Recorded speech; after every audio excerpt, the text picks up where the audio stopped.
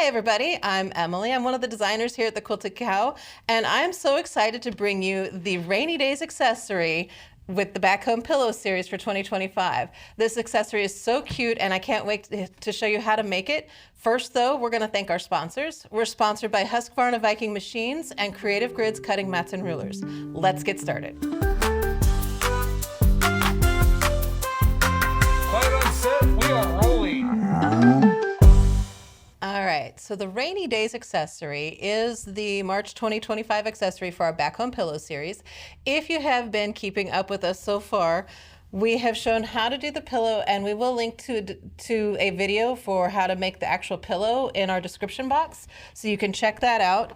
Now, the accessory just snaps onto your pillow super easy with our little finger snaps, our plastic snaps. So your pillow is going to be a kit to be able to make a quilted pillow, and then the accessory kit is going to include all the fabric that you need to make the accessory, plus the lightweight interfacing, the plastic snaps, and a paper pattern so that you can just sit and sew and make this accessory. So it's super fun, and this one is super cute and easy to make. So let's get started making this accessory. Now, head on over to our website, thequiltedcow.com, grab yourself a kit. Like I said, the kit's going to include everything that you need. So once you've got your kit, you're going to be able to start cutting out your pieces. Now, when you cut out your pieces, you're going to want to make sure that you mark all the pieces with the corresponding letter as you go along. One of the things that you can use to make that a lot easier is the ABC 123 magic pins. And these are heat resistant. They have a little letter on the end of the pin. And so then you can just pin that to the corresponding letter of the square or the rectangle, whatever shape that you're cutting out. So the piece that you cut out, you're just gonna make sure that you mark that, make sure that you have the letter on there so that you know where everything goes. Once you get everything cut out, you're gonna take some of the squares and you're going to mark a diagonal line on the wrong side. So you're just going to take the square, grab your ruler, grab whatever marking pin you want, and you're going to mark a diagonal line corner to corner on the wrong side of the squares that are mentioned in the pattern. And the pattern will tell you exactly which squares and how many of those squares to do. Once you've got those squares marked, you're going to lay them right sides together on the corresponding fabric that's listed on the pattern. As it goes through, you're going to put it up in the corner, line up your raw edges, and then you're going to sew on the diagonal line, and then you're going to press that open. So you're going to sew on the diagonal line, trim it, and then press it open. So I've already trimmed it, but I'm just going to show you how to do that real quick.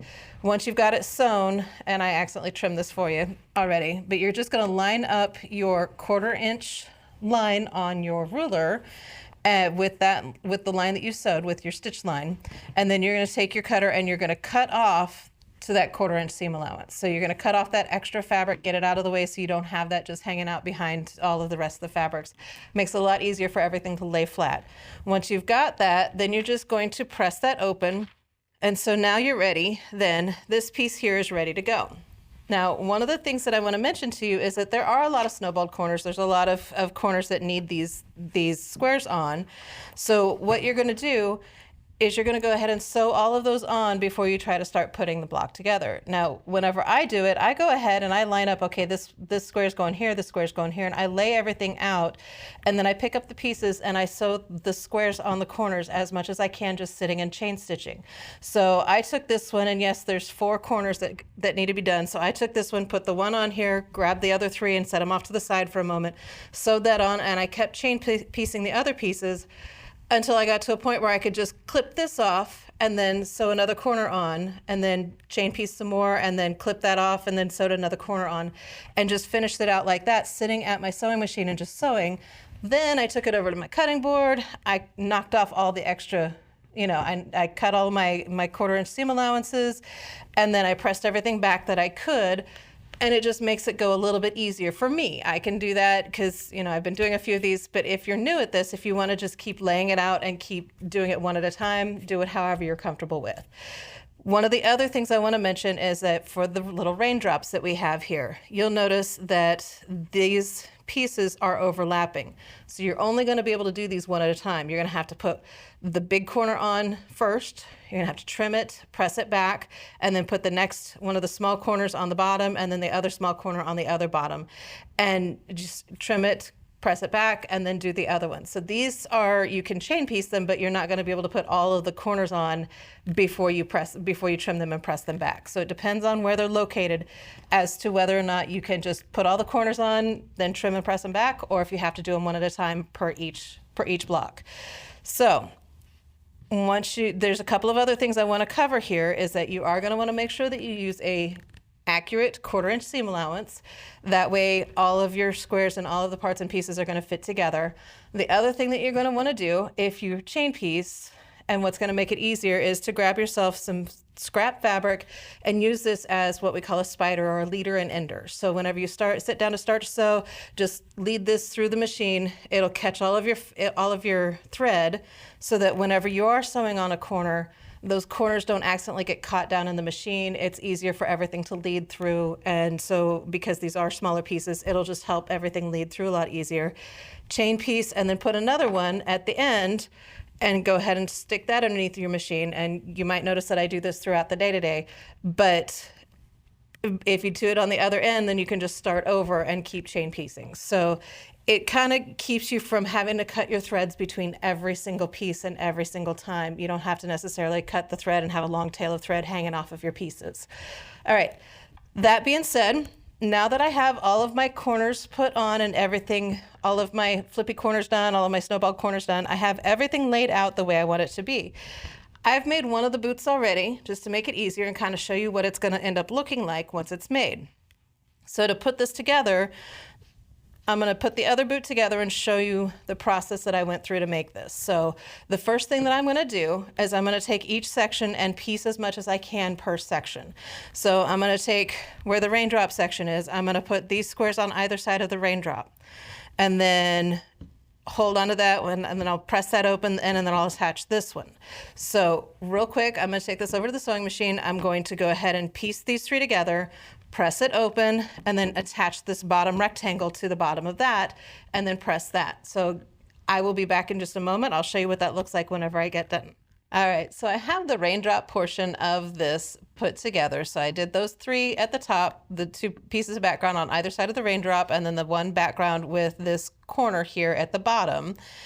I'm going to set that to the side, and now I'm going to work on the boot. So whenever we put the boot together, we start by sewing the boot straps to the buckle and then the outside here. So with all 5 of these squares, we're going to sew that together. Once those are sewn together, that's going to fit here in between these 2 pieces.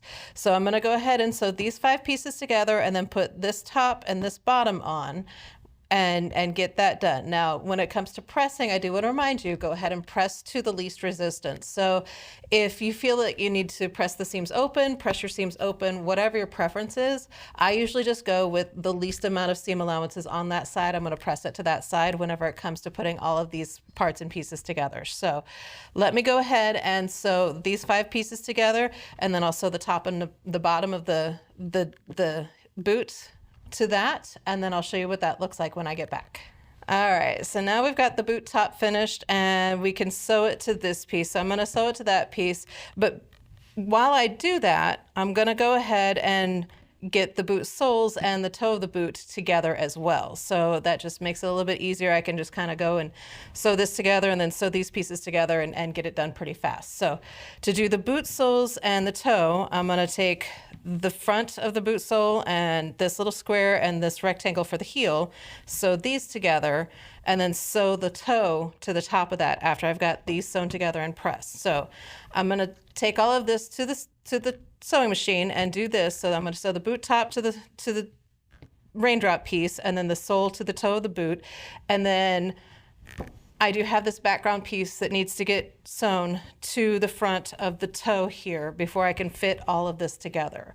So let me get those segments finished, and I'll show you what all that looks like when I get back. All right, so I'm super excited about how this is coming together. Now, I do want to let you know that generally you're not going to already have one of these finished whenever you put this together. So what you're going to do is at the same time that you're doing one, do the same thing to the other one, and that'll just make the whole process go a lot faster if you're doing the same thing to both boots.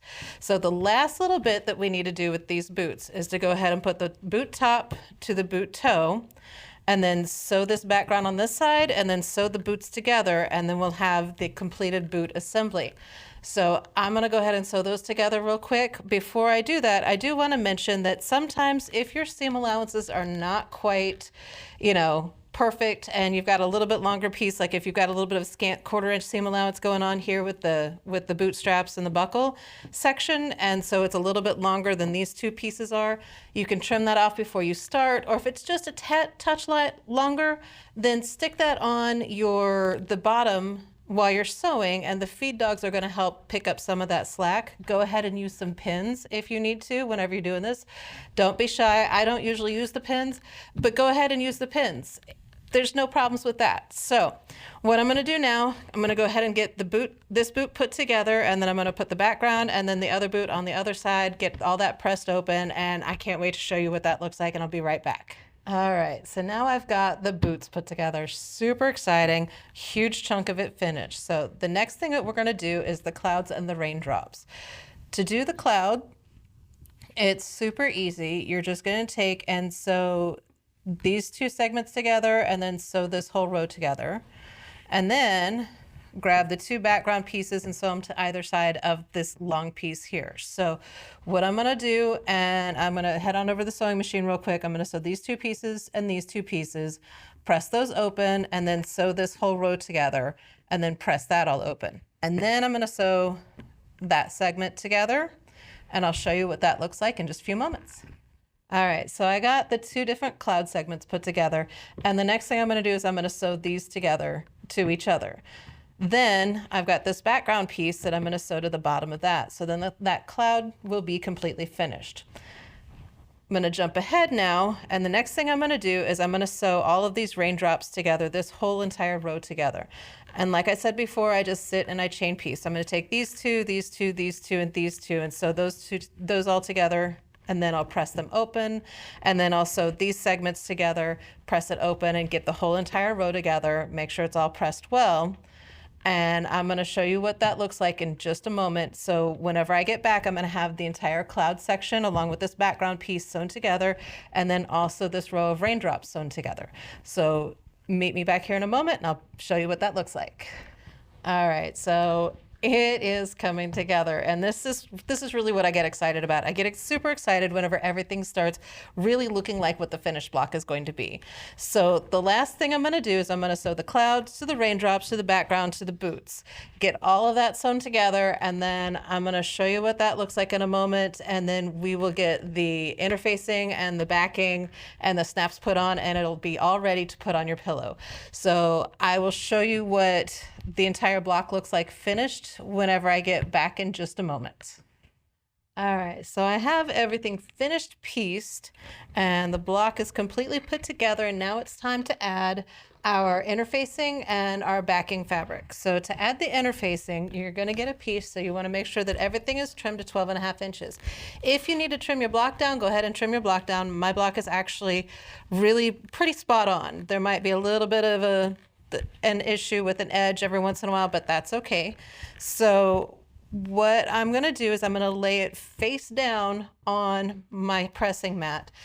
Make sure it's face down because this goes on the back side. So there's two sides to the interfacing piece, and there's a bumpy side and a smooth side. The bumpy side is the glue side. Make sure that you put that glue side down on the wrong side of your block.